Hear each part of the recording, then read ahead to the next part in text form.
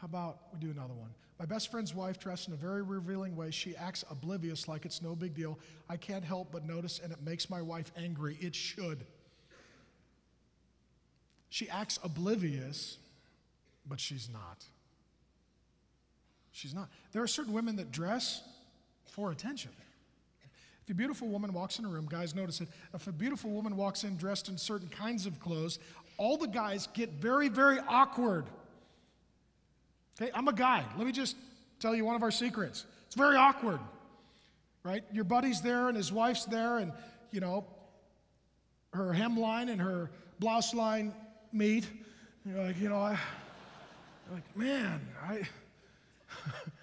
you know, and you're trying to divert your eyes, you know, like, oh, hi, how are you guys doing? You know, your friend's over here. It's just very awkward for a guy.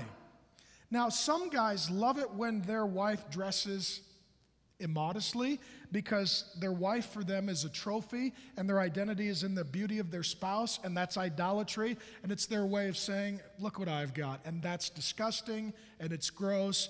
And Paul says in the New Testament that women should not dress in a way that is immodest and tempting. It doesn't mean you can't dress attractive, but you can't dress in a way that is alluring, at least outside of the house. In the house, whatever. Just shut the blinds, right? That's all I'm talking about. You can't say anything to the woman. You know, hey, when your chest is falling out and this and that, and I noticed you're not wearing underwear, and as I was praying for you, I was thinking, I mean, it's a very, you know, that's a very awkward conversation. The wife needs to talk to the woman. And if the woman won't change, you get new friends. Because you need to respect one another. You need to respect one another.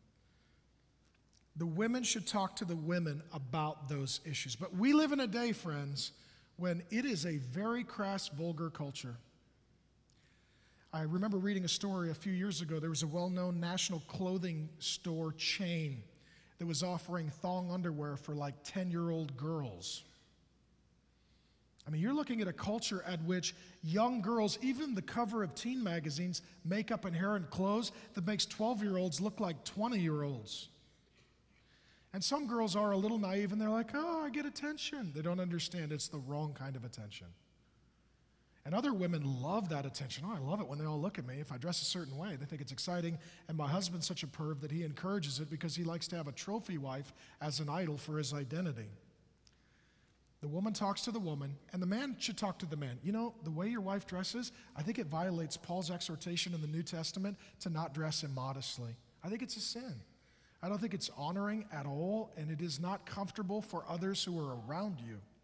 And we love you and we want to be friends, but I think you need to lead your wife better and love her better. And the wife needs to talk to the woman who is dressed immodestly and say, here's what the scripture says, and this is a sin issue. This is not just a conscience or culture issue.